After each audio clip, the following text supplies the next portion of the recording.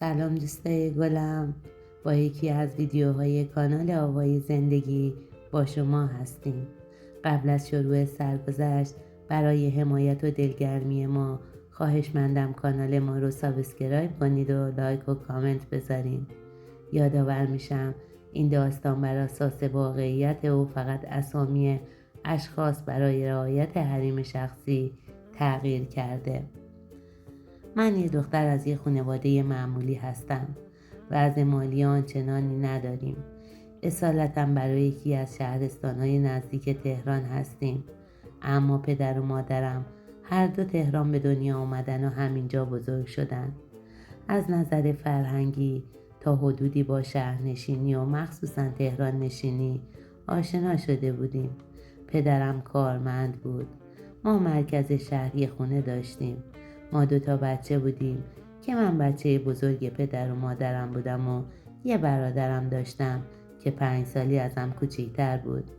مامانم زن آرومی بود. از وقتی که من یادمه وسواس داشت. فقط هر چیزی رو میشست و میسابید، ولی خب هیچ وقت به ما سخت نمیگرفت. همیشه میگفت ای بس خودشه و ما مجبور نیستیم طبق خواستش عمل کنیم. روزها و سالها میگذشت و دیگه من 10-11 ساله شده بودم که یه روز همسایه جدید برامون اومد که یه خانواده پر جمعیتی بودن که اهل جنوب بودن. چون پدرش برای کارش انتقالی گرفته بود و به تهران اومده بود. آیدین و خانواده‌اش علاوه بر این که پر جمعیت بودن خیلی هم پر سر و صدا بودن. همین موضوع باعث شد که خیلی زود اسمشون سر زبون همسایه ها بیفته و بهشون تذکرهای وقت و بی وقت بدن. البته از حق که نگذریم، پدر آیدی مرد مهربون و باگذشتی بود.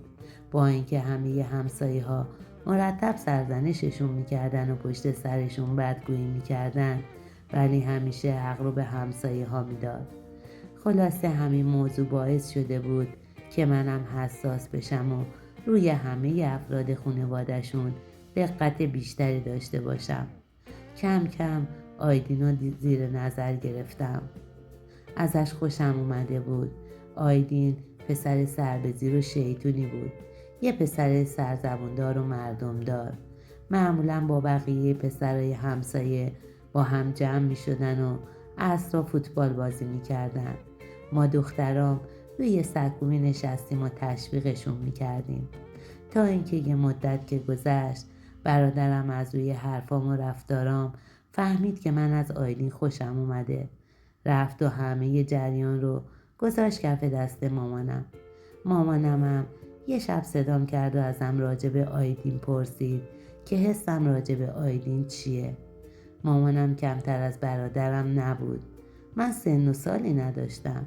اگر انقدر فکر نمی کردن که شاید برام اتفاق بدی بیفته و اینقدر سوال پیچم نمی کردن، یه مدت که میگذشت در حد یه علاقه بچگانه و زودگذر بود که تموم می شد. ولی مامان شروع کرد به سوال و جواب کردن ازم که نظرت در مورد آیدین چیه؟ منم گفتم پسر خوبیه. مامانم گفت همین؟ گفتم آره، چیز دیگه ای باید در موردش میگفتم. مامانم دست از سرم بر نمی داشت. گفت سعید گفته که تو از آیدین خوشت میاد. یه لبخندی زدم، ولی مگه مامانم دست بردار بود؟ دیگه کار مامانم در اومده بود. از روز بعد شروع کرد به بدگویی کردن از خانواده آیدین و کل روز در مورد خانوادهشون بدگویی میکرد. مامانم میخواست هر طوری شده به من ثابت کنه که این پسر و خانوادهش به درد ما نمیخورن. همین پیگیریاشم باعث شده بود که من بیشتر به آیدین علاقه پیدا کنم. طوری شد که خودم تصمیم گرفتم برم و به آیدین بگم که بهش علاقه دارم و با هم دوست شدیم. یه چند وقتی که با هم رابطه داشتیم و من دیگه 15-16 ساله شده بودم، تصمیم گرفت خانواده‌ش رو برای خواستگاری بفرسته خونمون. یه روز مادرش با مادرم تماس گرفت و قرار خواستگاری رو گذاشتن. چند روز بعد روز موعود فرا رسید و آیدین و خانواده‌اش به خواستگاریم اومدن. مامان و بابا اول مخالفت کردن، اما من پامو توی کفش کردم که دوستش دارم و با هیچ کس غیر از آیدین ازدواج نمی کنم. از اون طرفم مأموریت پدر آیدین تموم شده بود و میخواستن به شهرستان خودشون برگردن. آیدین مدام پافشاری میکرد که هر طوری میتونی پدر و مادرت رو راضی کن، یا خانوادت رو راضی میکنی که با هم نامزد کنیم، یا من تنهایی نمیتونم تهران بمونم و زندگی کنم. اگر راضیشون نکنی منم با پدر و مادرم برمیگردم شهرستان. منم که فکر میکردم بدون آیدین زندگی برام پوچ و بی‌معنی میشه، به هر ترفندی بود بابا و مامان رو راضی کردم و ما نامزد کردیم. چند وقتی که از نامزدیمون گذشت دیگه وقت برگشتن خانواده آیدین به شهرستانشون شده بود. بار و بندیلشون رو جمع کرده بودن و میخواستن برگردن. بابای آیدین قرارداد همون خونه ای رو که تو اون مدت زندگی میکردن رو تمدید کرد و قرار شد ما همونجا زندگی کنیم. بعدم یه ماشین برای آیدین خرید که آیدین روی ماشین کار کنه و خرج و مخارجمون رو در بیاره. بابای آیدین وضع مالی خوبی داشت، ولی اعتقاد داشت حالا که پسرش تصمیم گرفته زندگی شخصیش رو شروع کنه، پس باید بتونه خودش روی پای خودش بایسته. آیدین که تحصیلاتی نداشت، کار و حرفه‌ای هم بلد نبود. تنها کاری که از پسش برمی اومد که انجام بده همین کار کردن روی ماشین بود. یه مدتی که اوایل زندگیمون بود با همون ماشین مسافر کشی میکرد. خانوادش هم که میخواستن علنا کمکش نکنن، ترجیح دادن غیر مستقیم کمکمون کنن. به خاطر همین هر بار به بهونه‌های تولد و سالگرد ازدواج یا عیدی چیزی که میشد برا من طلاهای سنگین و آنچنانی میخریدن و به هم کادو میدادن. چند وقتی که از زندگیمون گذشت یه روز آیدین شروع کرد به التماس کردن که یکم از طلاهاتو بفروش بده که من برم یه نیسان بخرم که بیشتر بتونم درآمد داشته باشم. اینجوری هم جلوی خانواده هامون رو سفید میشیم، هم بعد از یه مدت همون طلاهایی رو که فروختی رو 2 برابرش رو برات میخرم.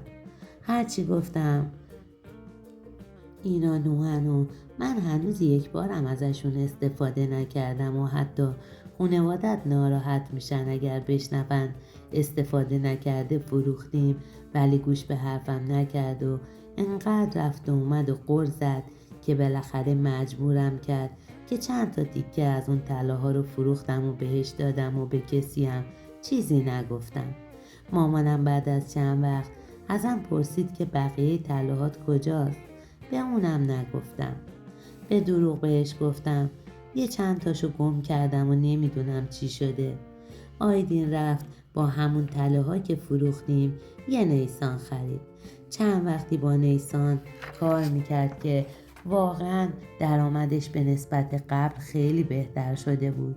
بابا من به خاطر اینکه آیدین رو تشویق کنه و به کارش دلگرمتر بشه بهش گفت اگه بتونی بار از شهرستان بگیری، بار شهرستان پول خیلی بیشتری داره. اگه کسی بهت پیشنهاد داد حتما قبول کن. خیالتم از بابت ساره راحت باشه. آیدین وقتی برگشتیم خونه گفت تو پیشنهاد پدرت رو چی فکر میکنی؟ تو باهاش موافقی؟ گفتم نمیدونم والا. آخه اینطوری من خیلی اذیت میشم. هم میترسم که تو خونه تنها بمونم، هم دلم نمیخواد جایی برم. آیدین گفت خونه ما و پدرت فقط چند دقیقه فاصله است و تو حتی پیاده میتونی بری و برگردی. هر موقع که من بار بردم شهرستان شبا برو خونه پدر دینا بخواب و صبح برگرد خونه خودمون. من که چاره‌ای جز قبول کردن نداشتم، به ناچار قبول کردم و از 2-3 هفته بعد شهرستان رفتنای آیدین شروع شد. هنوز 6-7 ماهی از عروسیمون نگذشته بود که از سر نادونی و اینکه استقلال داشته باشم تصمیم گرفتم که باردار بشم و به بهونه بچه بتونم تنهایی تو خونه خودمون بمونم و دیگه خونه پدرم نرم. یادمه وقتی مامانم فهمید زد تو سرش و گفت دختر چقدر بیعقلی، مگه خودت چند سالته که به این زودی باردار شدی؟ ولی من چشامو گرد کردم و گفتم آخه دلم نمیخواد اختلاف سنیم با بچم زیاد باشه. تو اون چند ماه اول بارداریم آیدین مرتب میرفت و میومد. دیگه تو همه شهرستان ها بار برده بود و تو همه اون شهرستان ها دوست و رفیق داشت. به این مدل زندگی هر دومون یه جورایی عادت کرده بودیم. من دیگه تنها تو خونه میموندم و به تنهایی تمام کارهامو انجام میدادم. تنها دکتر میرفتم، تنها مایحتاجمو میخریدم و به اون استقلالی که دلم میخواست رسیده بودم. گذشت تا اینکه 8 ماهه شده بودم که آیدین به یک باره گیر داد که یکی از دوستام توی یکی از شهرهای مرزی دعوتمون کرده و ازم خواسته که با هم بریم. من هرچی بهش گفتم آخه من پا به ماهم و خطرناکه، ولی زیر بار نرفت. میگفت من باهاش رو در وایسی دارم و حالا که دعوتمون کرده اگر نیایی آبروم میره. منم به ناچار قبول کردم و رفتیم. چند روزی که موندیم و بقیه دوستامونم به خاطر دیدنمون می اومدن پیشنهاد دادن که آیدین یه ماشین بزرگ بخره. به آیدین میگفتن تو که مرتب باید بری و بیای و همه جور سختی‌های رانندگی و بیخوابی تو جاده رو تحمل میکنی، پس یه ماشین سنگین بخر که درآمدت بیشتر بشه. آیدین با شنیدن پیشنهاد دوستاش وسوسه شده بود، ولی من حسابی دلم ریخت چون فاتحه بقیه طلاهامم خونده بودم، ولی امیدوار بودم که غرورش اجازه نده و دیگه از بابت فروش بقیه طلاها حرفی نزنه. ولی خب آیدین خیلی خونسردتر از این حرفا بود که بخواد به این چیزا فکر کنه. بعد از چند روز که موندیم و به تهران برگشتیم از همون روز بعد گفت طلاهاتو بده. گفتم من فکر نمی کردم که روی بقیه طلاها من فکر کرده باشی، ولی خب انگاری زهی خیال باطل. تو اصلا به هیچ چیز به غیر از خواسته های خودت فکر نمی کنی. اصلا دیگه طلاهای من اندازه ای نیست که تو بتونی روش حساب کنی، خیلی کمه. اصلا پول اون ماشینی که میخوای خیلی بیشتره و این پول برات چیزی نمیشه. ولی انگار خودش همه جوره فکر همه چیز رو کرده بود، چون تا من این حرفو زدم که پول طلاها خیلی کمه و ارزشی نداره، سری گفت پول پیش خونم هست، اونم میگیرم و خونه رو تحویل میدیم. من که همش تو راه و تو جاده تو رفت و برگشتم. تو هم برو 1 سال خونه بابات. اگه بری خونه بابات من تو این 1 سال حسابی بار قبول میکنم و پول خیلی زیادی میتونم پس انداز کنم.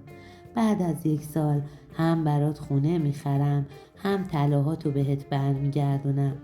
من که میدونستم این پیشنهاد آیدین شدنی نیست، ولی خب بازم یه جورایی بهش اطمینان کردم. بار و بندیلم و جمع کردم و من دیگه 9 ماهه شده بودم. ولی آیدین منو با اون اوضاع و احوال فرستاد خونه بابام. از همه خجالت میکشیدم، ولی خب بازم به روی خودم نمی آوردم و با اعتماد به نفس کاذب به همه میگفتم سر سال فلان کارو میکنیم و فلان چیزو میخریم و زندگیمون به روال میفته. یه مدت که گذشت و دیگه وقت زایمانم شده بود از آیدین بی خبر بودم. هر بار که باهاش حرف می زدم بهش می گفتم نزدیک زایمانمه، معلوم نیست شاید چند روز زودتر زایمان کنم، چرا بر نمی گردی؟ ولی آیدین می گفت تو برو دکتر و خبر دقیق زایمانت رو بگیر، هر وقت زمان زایمانت شد به من خبر بده، من سریع بر می گردم. همونطورم شد. دردم که گرفت به آیدین خبر دادن و 6-7 ساعت بعد رسید. منم 1 ساعت بعدش زایمان کردم. اما اون روزم وقتی بچه به دنیا اومد و یه جورایی خیالش راحت شد، حتی اون شبم نموند و گفت باید بار ببرم. اون روز من و بچم هنوز تو بیمارستان بودیم که آیدین رفت. 10 روز بعد برگشت. اگرم بهش اعتراض میکردم صداشو میبرد بالا که منم نمیرم که دنبال تفریح و مسخره بازی. اگر دارم جون میکنم و تو جاده ها دنده 100 منی غاز عوض میکنم، به خاطر رفاه تو و این بچه است که دارم جون میکنم. تو اون زمان از وقتی زایمان کرده بودم، اگر هر موقع ازش پول میخواستم میگفت فعلا تا یه مدت از کادوهایی که برا بچه آوردن خرج کن، دارم پولامو جمع میکنم که برا خودمون یه کاری کنیم. چه کارو بدم و بعد خونه بگیرم. بچم 40 روزه بود که یه روز یه غریبه زنگ زد به گوشی بابام. آیدین رو گفت گرفتن. بابامم زنگ زد به باباش خبر داد. بعدم با هم رفتن و متوجه شدن که آیدین رو با 40 کیلو مواد گرفتن. بابام و بابای آیدین هرچی دوندگی کردن و دوست آشنا رو واسطه کردن نتونستن کاری براش بکنن.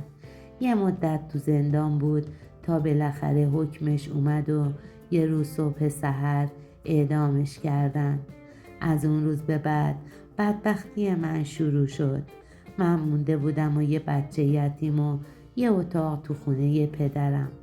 بابای آیدین بارها ازم خواست که برم شهرستان پیش خودشون که از خودم و بچم حمایت کنه، اما قبول نکردم و ترجیح دادم تو همون یه اتاق کنار بابا و مامانم روزامو شب کنم و شبامو روز.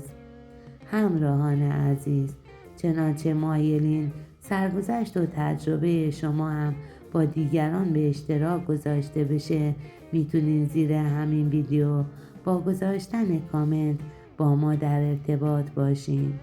مرسی از اینکه با لایک کردن و گذاشتن کامنت از ما حمایت میکنین. اگر به داستانها و سرگذشت‌های واقعی علاقه‌مندین، میتونین از زیر همین ویدیو با زدن دکمه سابسکرایب و عضو شدن در کانال ما اولین کسی باشین که از ویدیوهای ما با خبر میشین. ممنون از اینکه امروز هم تا پایان این تجربه و سرگذشت در کنار ما بودین. شما رو به خداوند می سپارم. خدا یار و نگهدار شما عزیزان.